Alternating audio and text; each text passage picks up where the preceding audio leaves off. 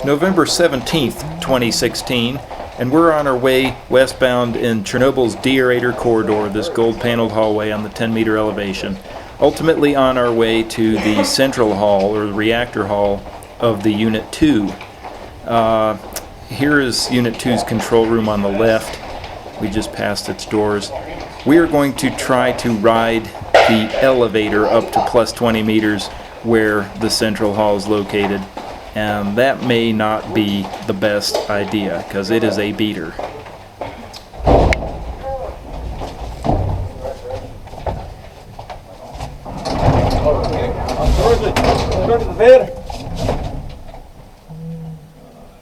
Ready? Ready. Okay, let's here. Let's go. So we're heading in.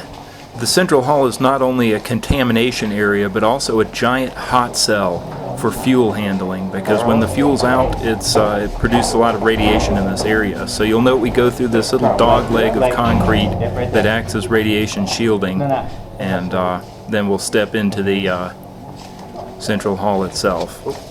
And here we are. Wow. It's really obvious that they don't have to. So,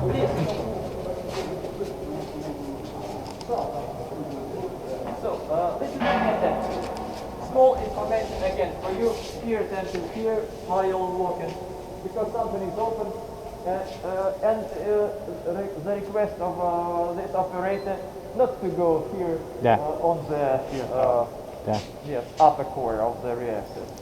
So you can go round, and also like this. And I'll ask him to switch off the light. Oh, Yes? спасибо. Спасибо. Да, спасибо вам. Если наша помощь нужна, пожалуйста. Я понял. Я вас... Look at that fuel handling machine.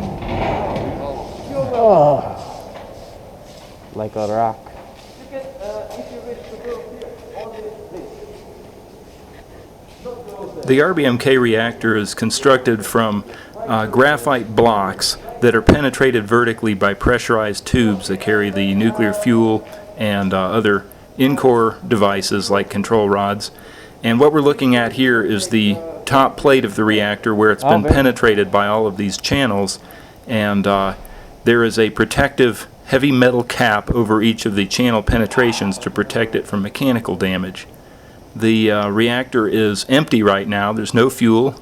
It's all been taken out, and there's also no water. So actually there is a little bit of radiation up here, and it's due to radioactive material down in the channels, and the radiation is streaming up through the empty channels and up to the fueling face where we are now. Over here on the side are a bunch of heavy steel plates that cover up the steam water pipelines from the upper part of the reactor, and they will go under the wall on either side of the central hall and bring steam to the drum separators. Wow. Over here are some caps for the technological channels. They're a little bit radioactive just because of their proximity to dirty stuff, but they again provide mechanical cover to the channels up here on the core face. More than 1 meter. We're going to go ahead and pass between the two spent fuel pools. There is no fuel in these pools. It's all been taken out to ISF1.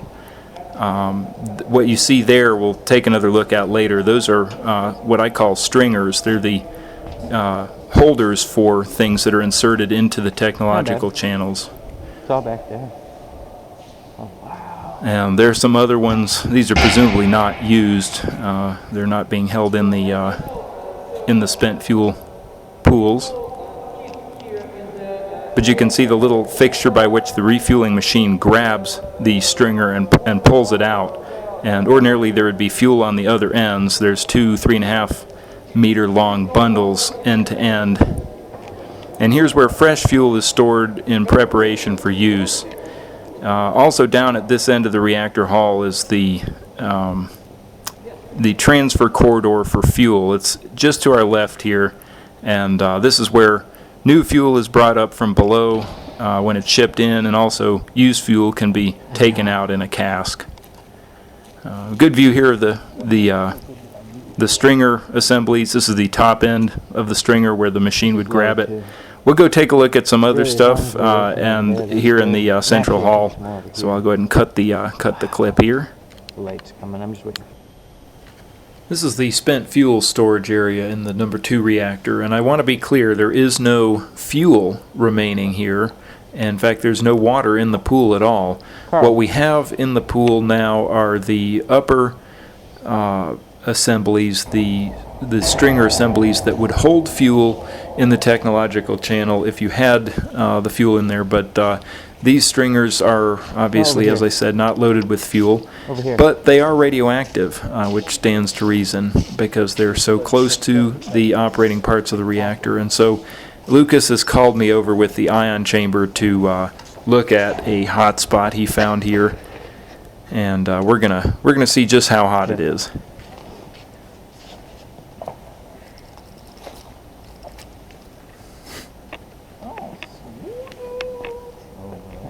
Point your light at it. Point your light at it. My life? No, his light. He is the hottest one? It's this one right here. Hang there for just a sec. And that's the one right there. You'll notice all of these stringers have a nose on them, a little catch that the refueling machine can grab onto in order to drag it out of the channel. It's really, it's quite a clever way of doing things. Incredible.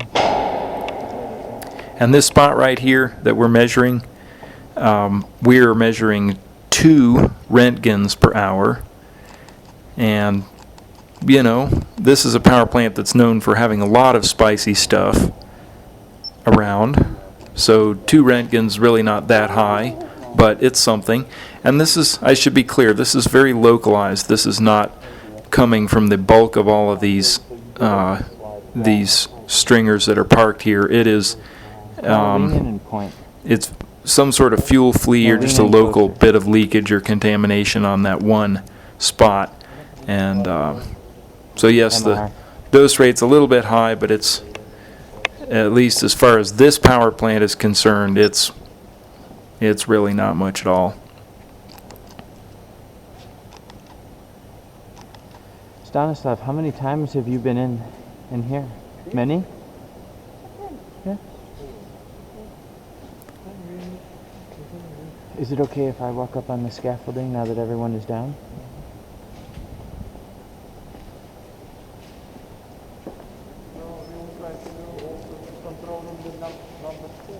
Yeah.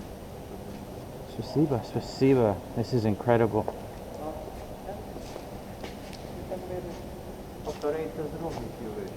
Oh, this one right here? Yes.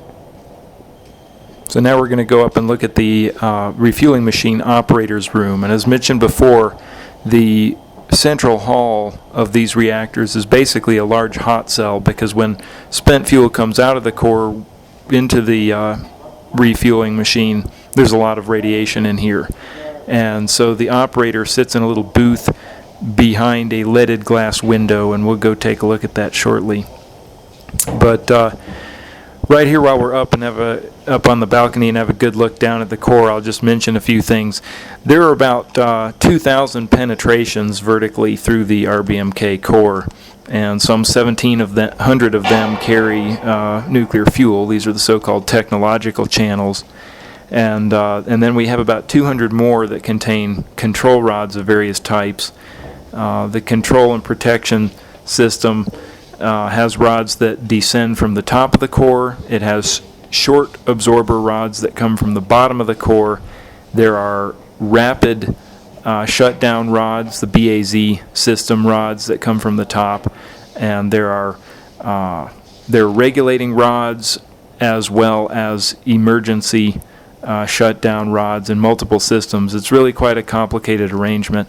And in this reactor at least, and in the number 3 unit at here at Chernobyl, one channel that belongs to the control and protection system has actually been set aside for for neutron doping, activation doping of silicon. And we saw that channel in the control room. Its servo indicator indicated that it was being used for silicon rather than a normal control and protection system channel. And here in the photo you can see exactly which one that is. Now we're going to go into the booth here where the refueling machine operator sits, and you can see the window that operator looks through when he's working.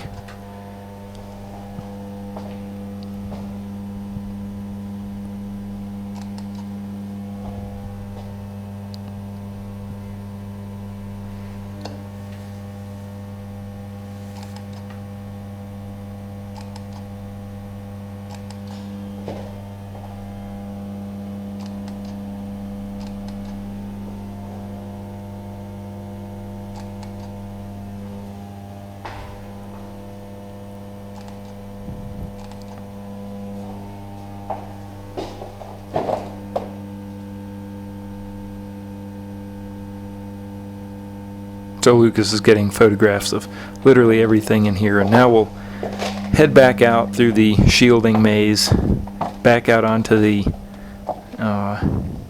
platform here. And this is a good view of the central hall. In the distance behind the reactor we have the two spent fuel pools on the left and on the right, and then behind them along the central axis of the room here is the fuel transfer corridor, which is a round hole in the floor, and it is through this hole that fresh fuel is loaded into the central hall, and ultimately the spent fuel is taken out in casks.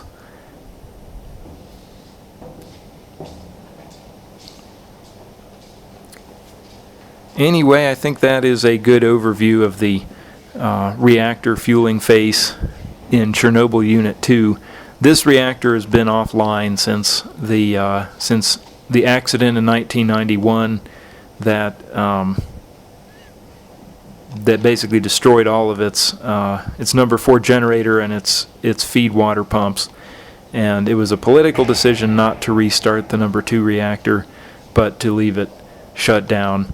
And it's been that way ever since. So the history of this place, even though the lights are on and it's quite pretty in here, this has been a shut down nuclear reactor since before the Soviet Union came apart.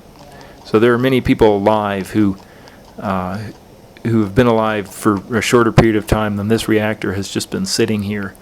And so in the nuclear decommissioning business, things take a long time.